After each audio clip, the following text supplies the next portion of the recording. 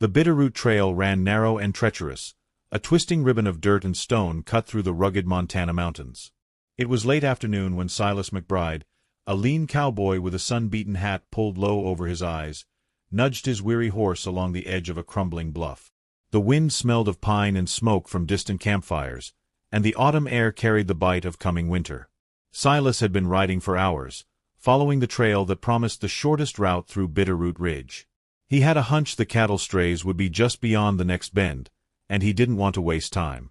But fate, it seemed, had a different plan. A snap of rope and the sudden give beneath his horse sent Silas and the animal plunging into darkness. He barely had time to shout before he hit bottom with a sickening crack, pain lancing through his shoulder and ribs. Dust and rocks settled around him, and he struggled to breathe.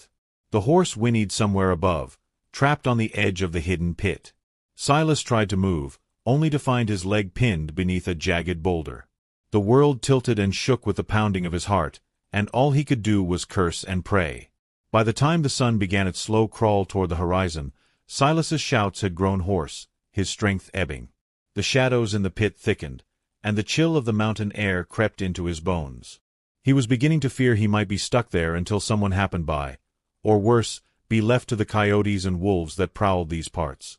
And then he heard it, the faint but unmistakable sound of hooves on rock. Not a stampede, not a panicked flight, but measured, deliberate hoofbeats. Silas's head jerked up, straining in the gloom. A shape emerged at the edge of the pit, a woman, taller than any person he'd ever seen, her frame broad and sturdy, her dark hair pulled back from a face that was strong and handsome even in the dimming light. Beside her stood a black mare, shining even in the half-light, with eyes that gleamed as though they held some ancient wisdom. The mare's ears twitched, and it let out a low nicker, as if assessing the situation with uncanny intelligence. The woman looked down at him, arms crossed, then knelt with a surprising grace for someone of her size. "You okay there, stranger?" she called, her voice carrying over the pit like a bell. "Looks like you took a tumble." Silas tried to answer, but all that came out was a rasping groan. "I think broken," he croaked, waving a hand weakly. The woman nodded. "Figure as much." She shifted her weight, and the mare stepped closer, nosing her gently. The woman smiled at the horse, and then, with determination, she began lowering a thick rope down to him. "Hold tight. We're gettin' you out of there." It took half an hour, more than Silas thought he'd have in him, for the woman and her horse to orchestrate his extraction. The mare, astonishingly, seemed to understand every movement, standing calm while the woman tied a loop of rope under his arms. Together, they pulled him inch by inch, sweat and grit mixing with blood from his scraped hands and torn clothing. When he finally emerged from the pit, the woman let out a sharp whistle, and the mare nudged him gently, as though checking that he was still in one piece. "You're lucky I came along," she said, helping him to a nearby boulder for support.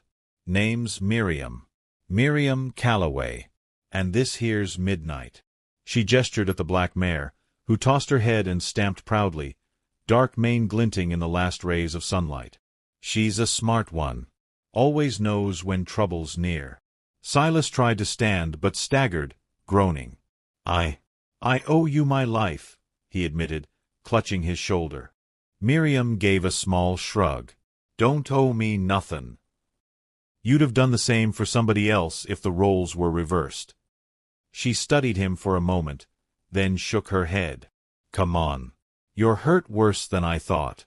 We'll make camp here for the night. Can't have you going anywhere like that."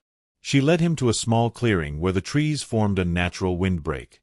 Midnight pawed the ground, nosing at a few fallen branches as if gathering firewood. Miriam knelt beside Silas, examining his bruises and scratches with an efficiency born of experience. "Ribs are sore, maybe a cracked collarbone. You'll survive, but you're outta action for a bit." She busied herself with a canteen of water and a small tin of supplies, cleaning his wounds with a care that surprised him. "Not every day I get a visitor around here. Least I can do is patch you up." Silas watched her work, admiring the strength in her arms, the precision in her movements. She was unlike any woman he'd met, towering, powerful, and yet there was a softness to the way she handled him. Midnight nudged him again, whinnying softly, almost like the mare was urging him to trust her. Silas found himself smiling despite the pain. As the sun dipped behind the mountains, Miriam built a modest fire.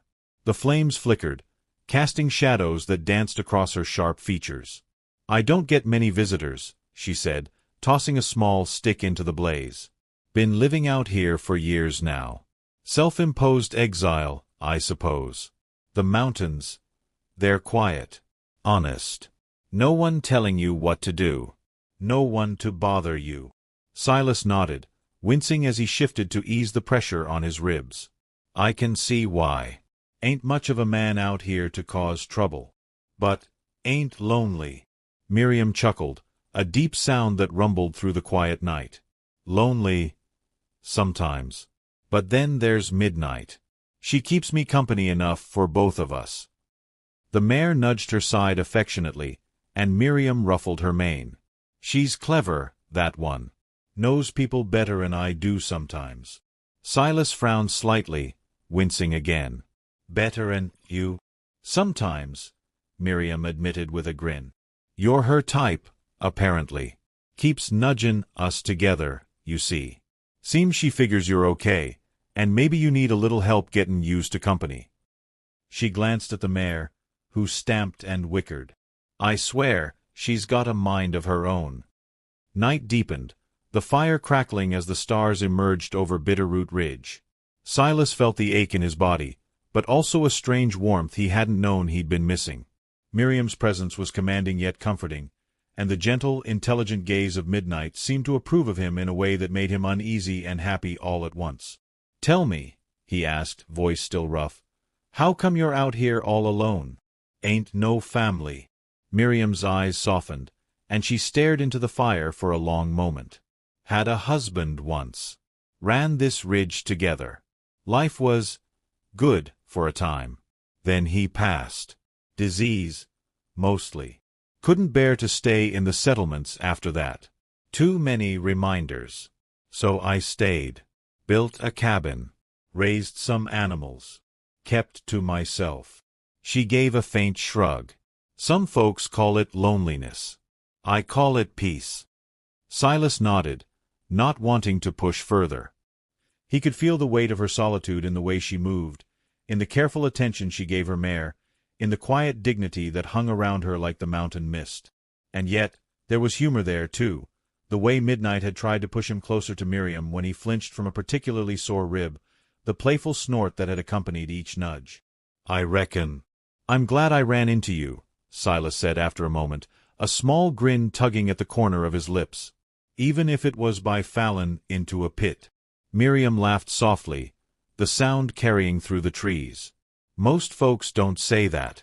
Usually they curse and holler." She ruffled Midnight's mane again, and the mare stamped, satisfied with her own matchmaking efforts. "You're welcome, cowboy. You're welcome." The fire crackled on, shadows dancing over rugged faces, over tall trees, over the quiet mountain night. For the first time in a long while, Silas felt something like belonging, and Midnight, standing nearby, seemed to nicker approval, as if saying the same thing in her own wordless way. The Bitterroot Trail stretched onward beyond the ridge, treacherous and wild. But for the moment, in the quiet glow of firelight, Silas McBride didn't care.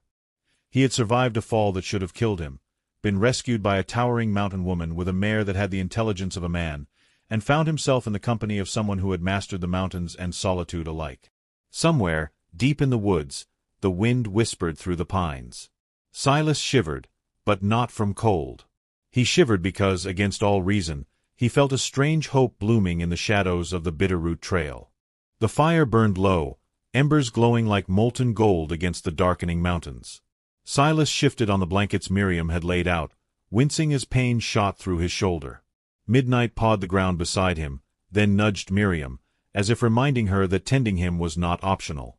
"You really take care of your horses better than you do yourself," Silas muttered, managing a weak grin. Miriam smirked. "And you're lucky I like horses more'n I like strangers."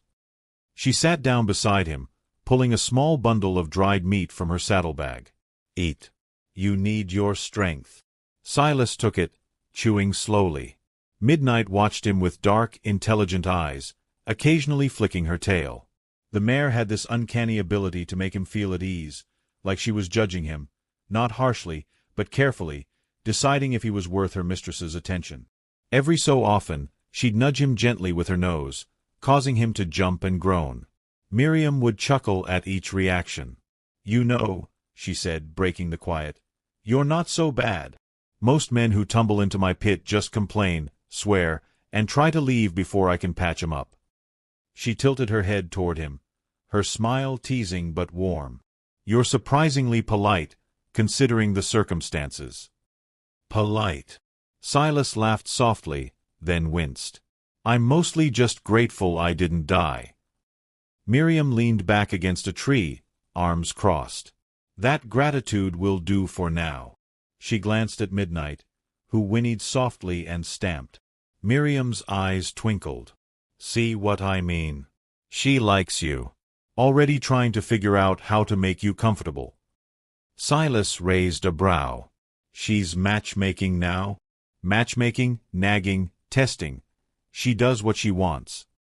Miriam's grin widened. "Better get used to it. If you're around, she'll make sure you're treated right. Or embarrassed trying."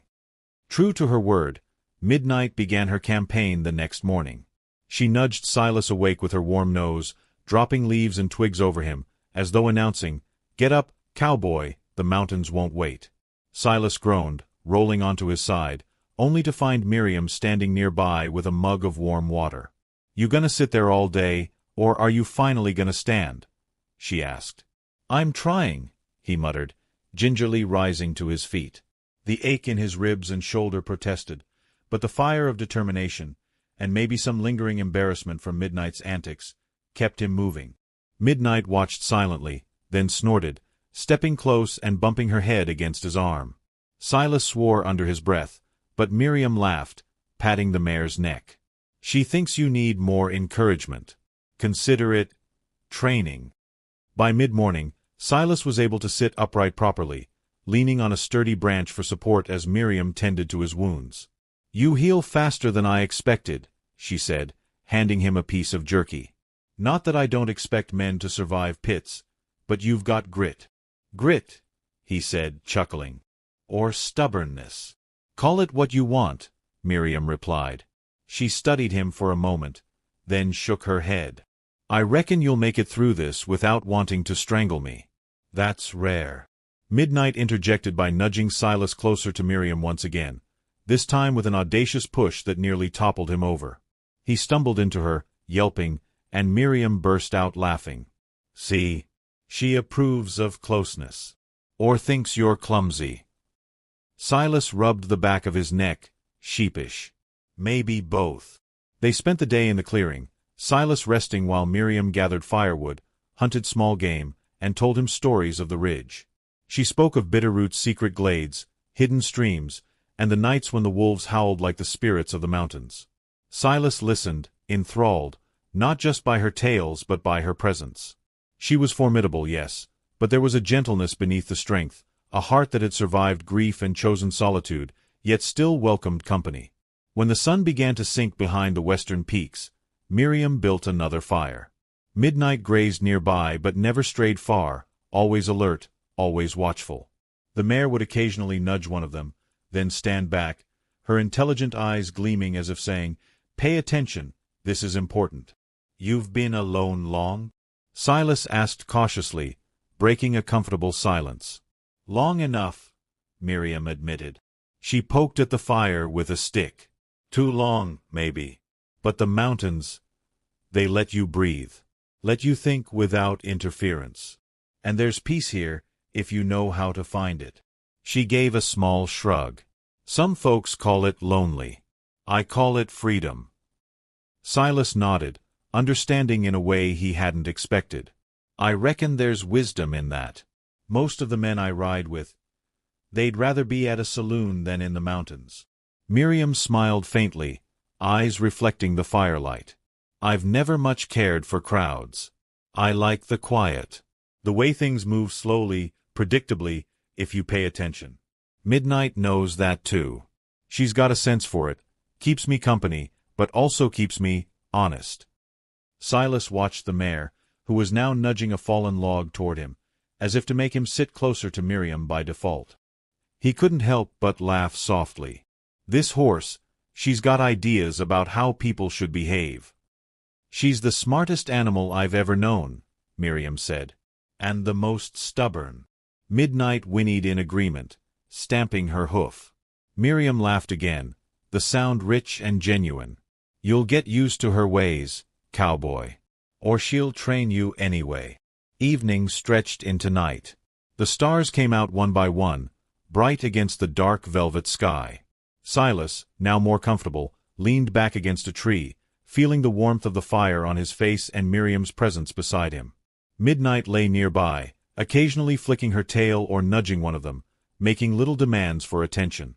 The intelligent mare seemed to understand the silent conversation forming between Silas and Miriam, a connection that didn't need words. "Ever think about leaving?" Silas asked after a while, voice low. "Riding out, seeing towns, saloons. Maybe find a life among people again?" Miriam's expression softened, her eyes distant for a moment. "Sometimes," she admitted, "but not often. I've got my cabin, my ridge, my mare. This is my world.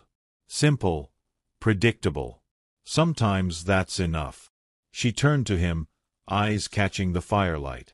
"But a man showing up in a pit like that makes you wonder what could happen if you let someone in, doesn't it?" Silas felt a warmth in his chest that had nothing to do with the fire. "Aye," he said quietly. "It does." Midnight snorted, tossing her head, as if approving of his honesty. Then, with deliberate care, she nudged him closer to Miriam once more. Silas laughed softly, shaking his head. All right, mare. I get it." Miriam chuckled, and the sound carried in the night, mingling with the crackle of fire and the whisper of wind through the pines. "She's determined," Miriam said. "Just like the mountains. And maybe she knows better than we do sometimes." Silas looked at her, a faint smile tugging at his lips. "Then I reckon I'll follow her lead, for now." They sat together as the night deepened, sharing warmth, stories, and quiet laughter. The bitter cold of the mountains had not penetrated the fire's glow, and the isolation that Miriam had embraced seemed less lonely with Silas beside her. Midnight lay between them at last, her intelligent gaze sweeping the clearing as if she'd finally sanctioned this new arrangement. And as the stars wheeled overhead, Silas McBride realized something remarkable. He had fallen into a pit, been rescued by a towering mountain woman and her extraordinary mare, and found himself in the midst of something he hadn't expected, a sense of belonging. The Bitterroot Trail stretched on beyond the ridge, wild and untamed. But for the moment, in the glow of firelight and the company of a woman who had made the mountains her life, Silas felt a rare kind of peace. The next morning, sunlight filtered through the pines, casting dappled patterns across the clearing. Silas stirred, feeling the soreness in his ribs and shoulder dull slightly. Midnight was already awake, nudging him gently with her nose, whisking away stray leaves and sticks as though announcing it was time to start the day. All right, Silas grumbled, sitting up and rubbing his eyes. Miriam appeared from the tree-lean, holding a tin cup of water. She offered it to him, and he accepted with a grateful nod. "You've got to start moving slowly," she said, scanning him over like a careful scout. "Can't have you stiffening up too much." Silas winced but obeyed, hobbling to a nearby log. Midnight stayed close, pressing her broad, warm body against him every so often as if offering encouragement, or perhaps warning him not to get too cocky. Silas chuckled. "I think this horse is plotting to get me in trouble," he said.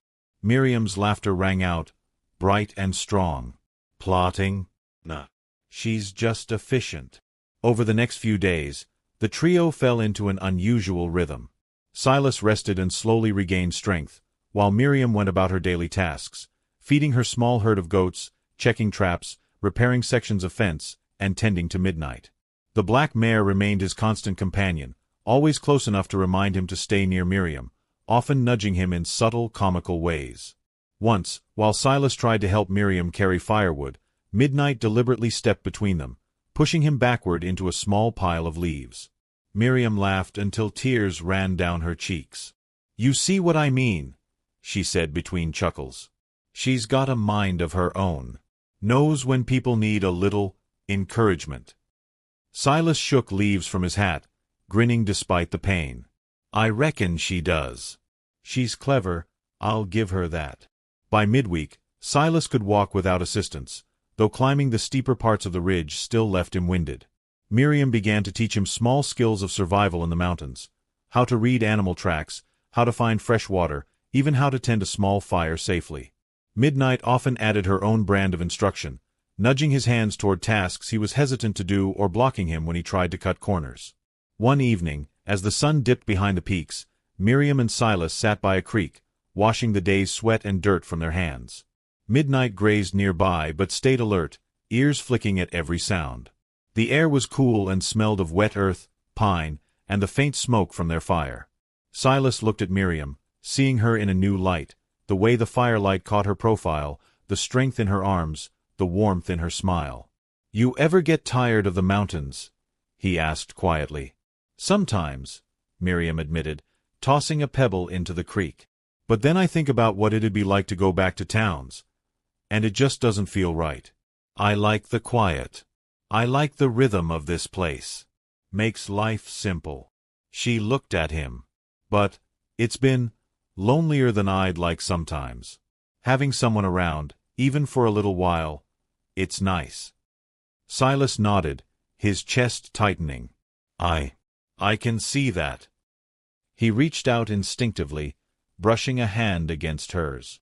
Miriam didn't pull away. Midnight, sensing the moment, stepped closer and nuzzled both of them, practically forcing Silas's hand closer to Miriam's. Silas laughed softly. All right. I get it, Midnight. I see your matchmaking ways." The mare stamped and whinnied as if pleased, then trotted to a nearby boulder, her head high and eyes bright. Miriam shook her head, smiling, and gently squeezed Silas's hand. "She's relentless," she said. Days passed, each one strengthening the bond between them. Silas helped repair the cabin's fence and even learned to ride Midnight under Miriam's careful supervision. The black mare seemed to approve of him more each day, though she still had a sense of humor. On one occasion, she tossed him backward off the saddle when he leaned too far, causing Miriam to laugh so hard she nearly fell into the creek. "I swear," Miriam said between laughter, "she's teaching you humility as much as anything else." Silas grinned, brushing himself off. "Humility, eh? Well, I reckon I'm learning fast." One evening, as the sky turned shades of orange and purple, Miriam and Silas sat by the fire again. The air was calm, the stars beginning to show. Midnight lay nearby, occasionally nudging them together or resting her head on their legs. The moment felt suspended in time, a bubble of warmth against the chill of the mountains. Miriam reached into her satchel and pulled out a small notebook. "I keep records of the ridge," she explained. "Where the game hides, which streams run clear in winter, which paths are safest. Thought you might like to see it." She handed it to Silas. He opened it carefully, surprised at the detail. Maps, sketches of animals, notes about plants, even little anecdotes about Midnight and her antics. "You really know this place," he said, impressed. "I've had plenty of time to learn," Miriam replied softly. "This place, it's been my life. But it's nicer with company." Her eyes met his, and for a long moment, neither spoke. Midnight nudged him gently, prompting a laugh that broke the tension. "You're right," Silas said finally. "Company makes it better. Seems I've stumbled into something I didn't expect, and I'm grateful." Miriam smiled, and he realized her smile wasn't just polite, it was warm, genuine, and carried a weight of feeling. Midnight whinnied in approval, as if confirming their unspoken understanding. Over the next few weeks, Silas's recovery continued. He grew stronger, more confident on the trail, and more at ease with Miriam's presence. He began to appreciate the humor in Midnight's interventions, the gentle teasing in Miriam's voice, the quiet strength of a woman who had chosen solitude but still had room in her heart for another. One afternoon, as they rode together along a ridge, Silas glanced at Miriam. She guided Midnight with ease, the mare moving in perfect harmony with her commands. The sun sparkled on her hair, and Silas felt a surge of something he hadn't expected, a warmth, a connection, a sense that maybe this mountain, this woman, and this extraordinary mare were exactly where he was meant to be. "You're doing well," Miriam said without looking at him, reading his expression as clearly as if he'd spoken. "Better than I thought. You'll manage the trail alone soon enough." Silas nodded, a faint smile tugging at his lips. "Maybe. But I reckon I don't mind having a guide for a while." Miriam's laugh carried over the ridge, light and free, and Midnight snorted, tossing her head with satisfaction. The black mare had done more than save him from a pit. She'd nudged him, quite literally, toward something deeper. Trust, friendship, perhaps even something resembling love. As the sun dipped below the peaks and shadows stretched across the valley, Silas and Miriam rode together, the trail winding beneath them. Midnight trotted beside them, steady and alert, as though guarding not just their bodies but the fragile, growing bond between the two humans she had brought together. The Bitterroot Trail remained wild, untamed, and dangerous, but for Silas McBride it had become a place of hope, of laughter, and of connection. A place where a man could be saved by a giant mountain woman, a clever black mare, and the simple, profound act of kindness. And as the night settled over the mountains, fireflies flickering near the creek and stars twinkling overhead, Silas realized that some journeys weren't just about reaching the next town or finding stray cattle. Some journeys, like falling into a pit, surviving, and finding unexpected companionship, led straight to the heart. Midnight, with her keen intelligence and comic timing, had ensured they didn't get there alone. And Silas, for the first time in a long while, was grateful for every stumble, every bruise, every nudge from horse and woman alike. The mountains whispered around them, quiet and endless, and in the glow of the last campfire, Silas McBride smiled, knowing he had found something rare and true amidst the Bitterroot Trail.